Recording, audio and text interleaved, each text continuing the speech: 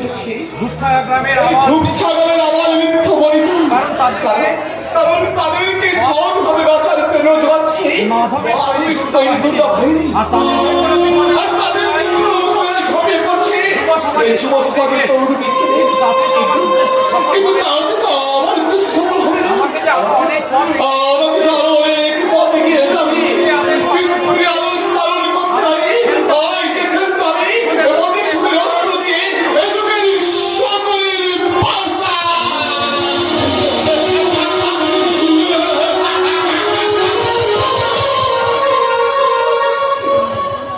সেই পাতা খেলার দিন সমাগত সুরজ এই কথা খেলার দিন সমাগত সুরজ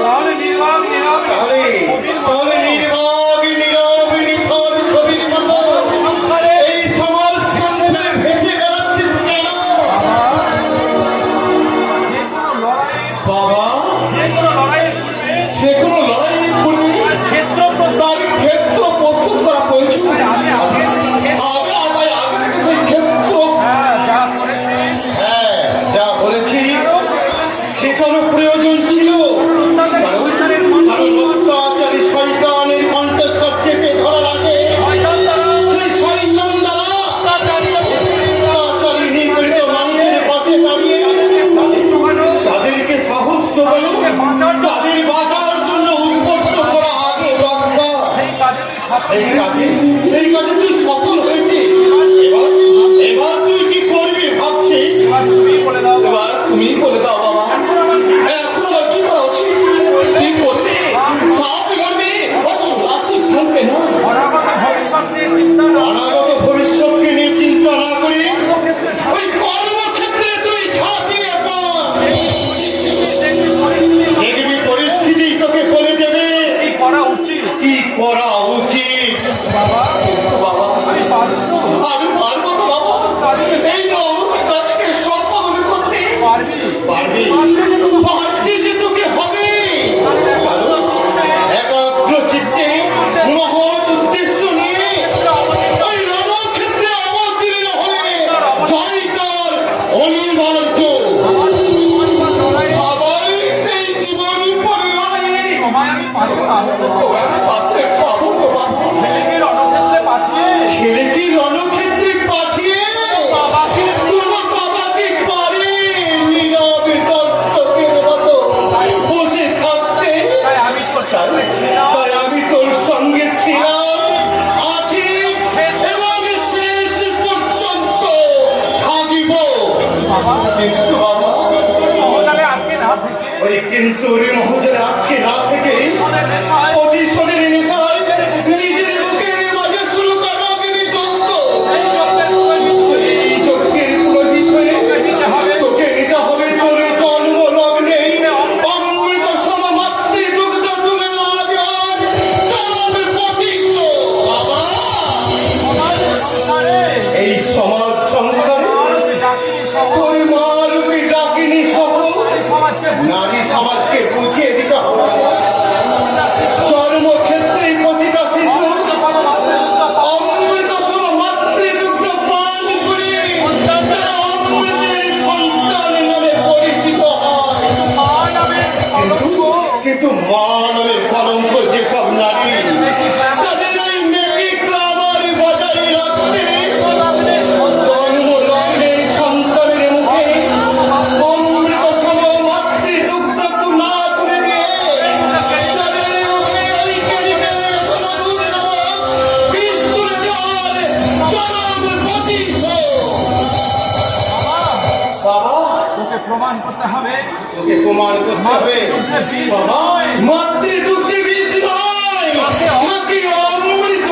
সেই অমৃতের স্বাদ সেই অমৃত স্বাদ থেকে বঞ্চিত হয়ে তুই হয়ে উঠবি একটা মাতৃঘাতী অসুরা। আর এই সমাজ সংসারে এই মাতৃ সমাজের প্রতি তোর সতর্ক বাণী করে তাদের সন্তানকে তাদের বন্ধু থেকে বঞ্চিত না করে। তোর মতো আর একটা মাতৃঘাতীর জন্ম না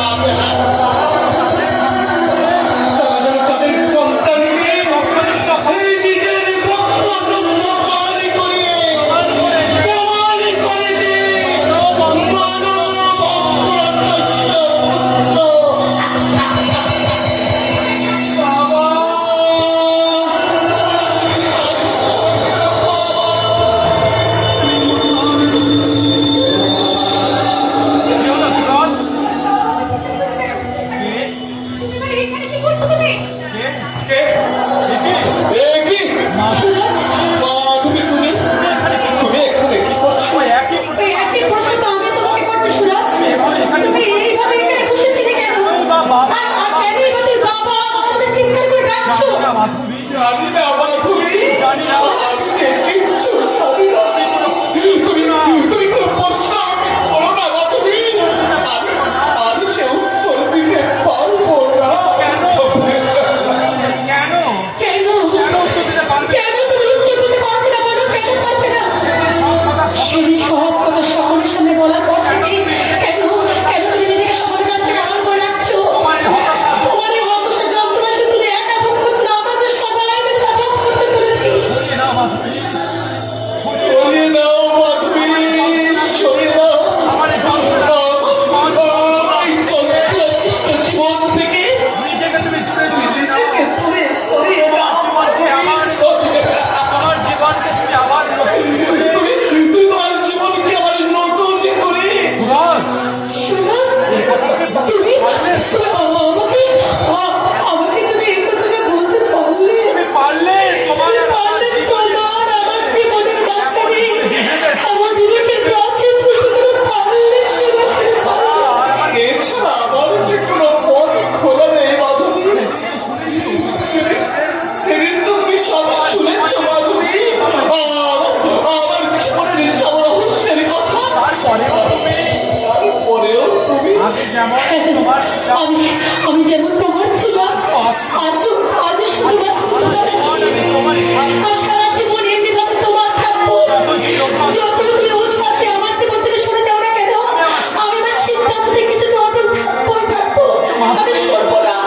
মাধবী, মাধবী, জন্মবৃত্তান্ত ইতিহাস, আমার ওই জন্মবৃত্তান্তের ইতিহাস তুমি ওগুলোকে বাস্তবতার সঙ্গে মেশাতে চাইছো কেন? তুমি কেন বাস্তবের সাথে তুমি মেলাতে চাইছো বলো?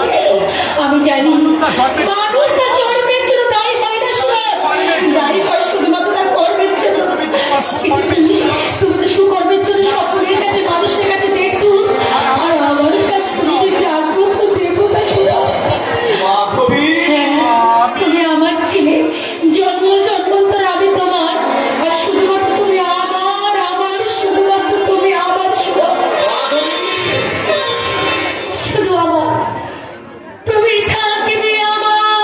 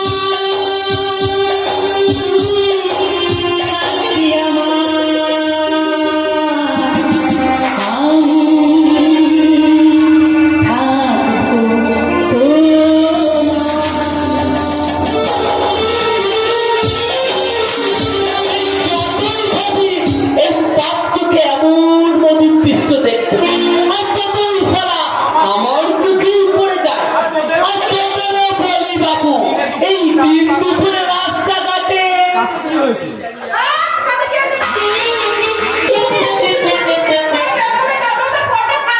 বলি তুই তো সারা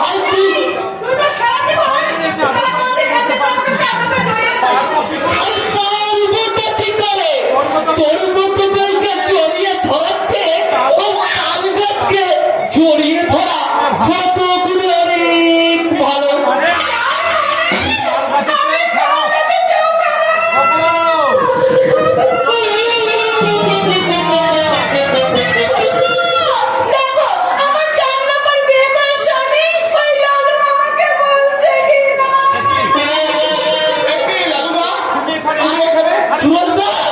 ওগো, তুমি এখানে বসে হাত আরে সুরজ ভাই,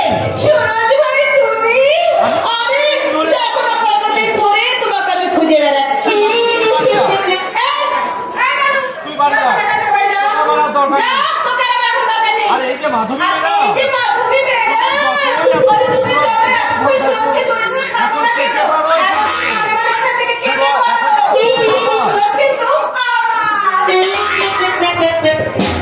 তার মানে মানে আমি এখন আমি সুরজের সঙ্গে প্রেম করবো। প্রেম করবো। আর ওই প্রেমটা একটু জমে উঠলে না না না না না না না উচিত হবে না। আরে একদম কিঞ্চিত উচিত হবে না। আজকালকার প্রেম তো তাই কখনো পরিষদকে এখন কেউ যেতে পারে। আমার সেটাও কিন্তু বলা মুশকিল। তাই বিয়েটা খুব তাড়াতাড়ি তাই বিয়েটা না আমরা খুব তাড়াতাড়ি সেরে নেবো, বুঝেছো?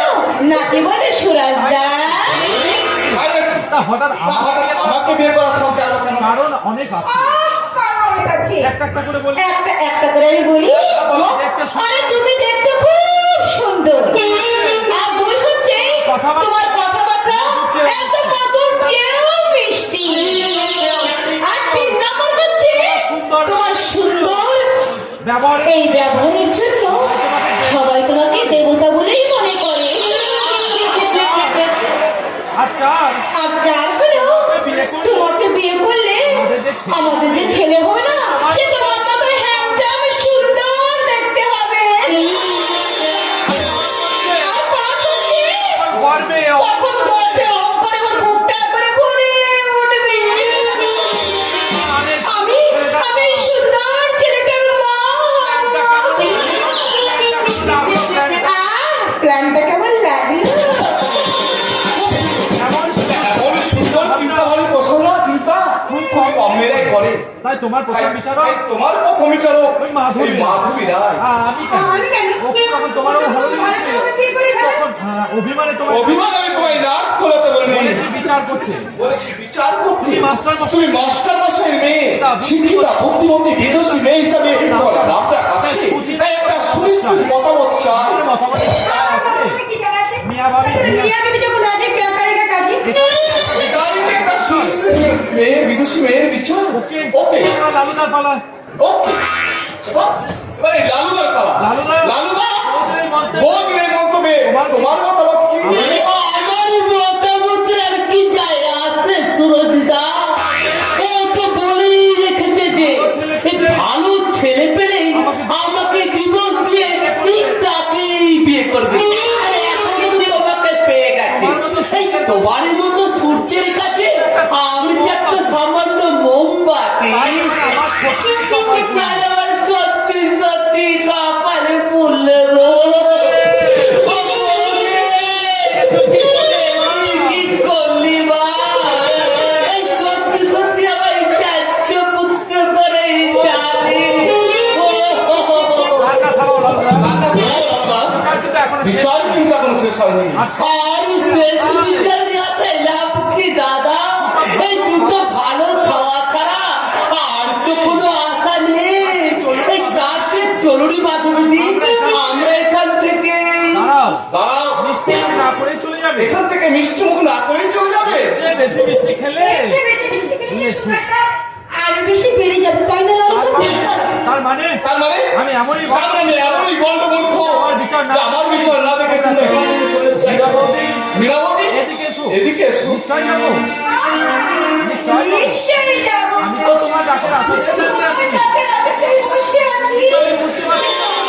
বুঝতে পারছি না। এখনো কিন্তু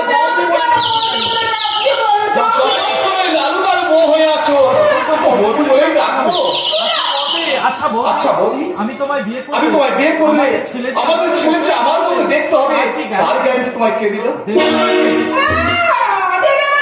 তবে মেয়েদের মুখে তবে শুনে মেয়েদের বলো। মুখে আমি শুনেছি গো। তাই বলো আর কি। তাই বলো আর কি। আচ্ছা, এখানে অনেক এই দেখো, অনেক দাদা বৌদি বসে আছে। জিজ্ঞাসা করে তাদেরকে জিজ্ঞাসা করে দেখো তো, তোমার ছেলে তাদের ছেলে সবাই বাবার মতো হয়েছে কিনা? বলছো। হ্যাঁ, তুমি বলছো?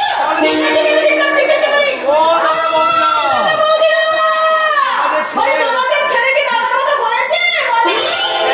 হ্যাঁ, বললে কি বললো? বলো হয়নি। বিয়ে করে তোমার লাভটা কি হলো? আমাদের ছেলেটাই ছেলেটাই আমার মতো না হলো, তাহলে তাকে নিয়ে গর্ব করো। তাহলে তাকে নিয়ে গর্ব করবে, গর্ব করে বলবে কি তাও করি? তো বটে। তাও তো বটে। তাহলে কি করা যায় বলো তো? এখন কি করা যায় বলো তো? এই লালু, এই, লালু, তুমি একটা করে দেখতে দে না, লালু। না লালুদা নয়, না, লালুদা নয়, শেষ বিচারক শেষ আমি। বিচারক আমি। তাই আমার তাই আমারই শেষ বিচারের সিদ্ধান্ত আমি- আমি জানাবো। অবশ্যই। অবশ্যই তোমরা সেটি মেনে নাও। ওদের মানা না মানে কি যায় ওদের আসে? মানা না মানে কি যায় আসে? আমি ঠিক মেনে নেবো।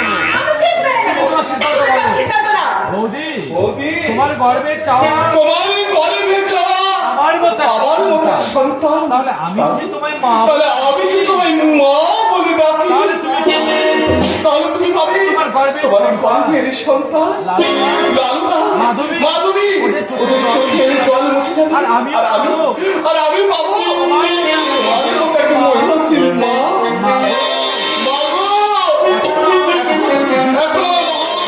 এখনো বলতে ইচ্ছে করছে, জননীর পদে পূজিয়া, তোমার আবার কাছে বিরক্ত হোক, কত বড় অহংকার। এ হাসুরদা তোর মতো দেব শিশু গোপালকে পেয়ে আমি যশোদার মতো আমি খুশি হয়েছি বাবা। কিন্তু বাবা, তোকে আমি যদি গর্ভে ধারণ করি, তাহলে আমাদের এই মা ছেলের সম্পর্ক সংসারে এই সমাজ সংসারে সবাই মেনে নেবে তো বাবা। ধরো না গরিবের ধারণে না করে, নিজের ভক্ত নিজের বক্ষ দুটো পাওয়ার না করে, মা সারদা, রানী রাজকন্যা, মাদারি তেরেসা, শ্রীলক্ষ্মী সন্তানের মা হতে পারে। আর তুমি পারবে না কেন মা? আমার মতো এক অপরের সন্তানের মা হতে। পারবো, আমি পারবো বাবা, আমি পারবো বাবা, আমি পারবো। করবো না দেব শিশুর মা হতে আমি পারবো বাবা। তাহলে আমার নারীর জীবনকে আমি সার্থক করতে পারবো।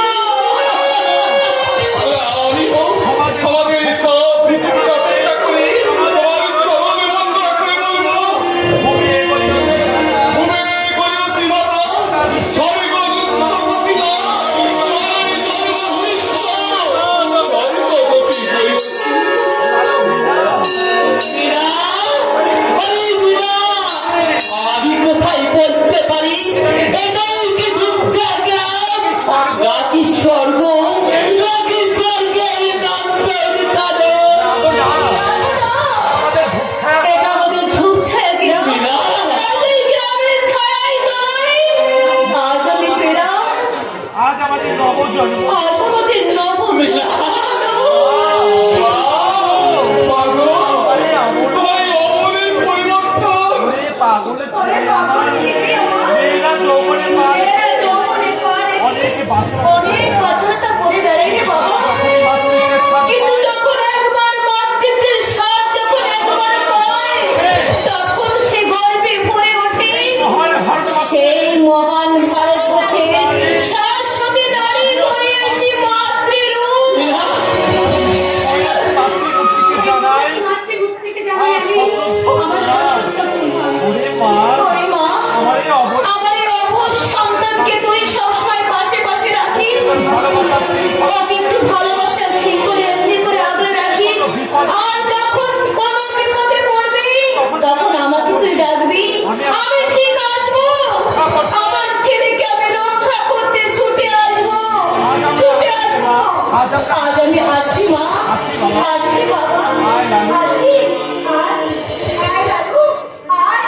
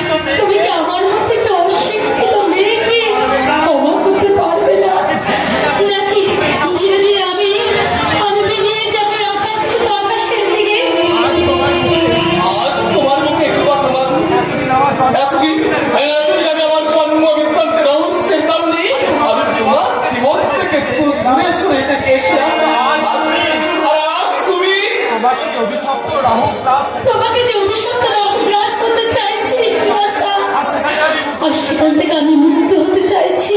কারণ এতদিন আমি জানতাম আমার সুন্দর কথা তোমার সুন্দর কথাবার্তা, ব্যবহার, চালচলনে এবং তোমার সমাজে তুমি আইকন, গ্রামের মানুষের কাছে তুমি স্বর্গের চেয়ে দেবতা।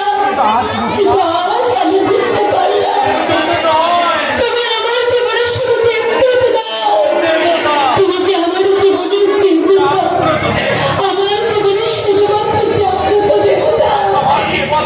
তোমার দেবত্ব থেকে আমি শ্রদ্ধা, ভক্তি, পুষ্পাঞ্জলি নিবেদন করা যায়। কিন্তু বড় মূল্য নেই, মনে করে মুখে রাখা যায় না। বরণ করে মুখে রাখা যায় না, মুখে রাখা যায় না। কথা বলো না মাধুরী, কথা বলো না। পৃথিবীতে জন্মগ্রহণ এই পৃথিবীতে জন্মগ্রহণ করে কোনো মানুষ সামান্য সুন্দর হতে পারে না মাধুরী। তার হাজারো সুন্দর মাছি এমন একটা রহস্য লুকিয়ে আছে যে প্রমাণ করে দেয় মানুষ দেবতা নয়। যারা জন্ম বৃত্তান্তের ইতিহাস তোমার এই সুযুক্তির মাধ্যমে তোমার এই সুযোগটি পথ ধরে আমার কথাকে খণ্ডন করতে পারো। তুমি আমার পথকে কখনো খণ্ডন করতে পারবে তোমার না। মাঝে যে জ্ঞানের প্রদীপ কিন্তু তোমার মধ্যে যে জ্ঞানের প্রদীপ জ্বালিয়ে দিয়েছে, সে শিক্ষা, দীক্ষা, মনুষ্যত্ব বোধকে মধ্যে শিখা আমার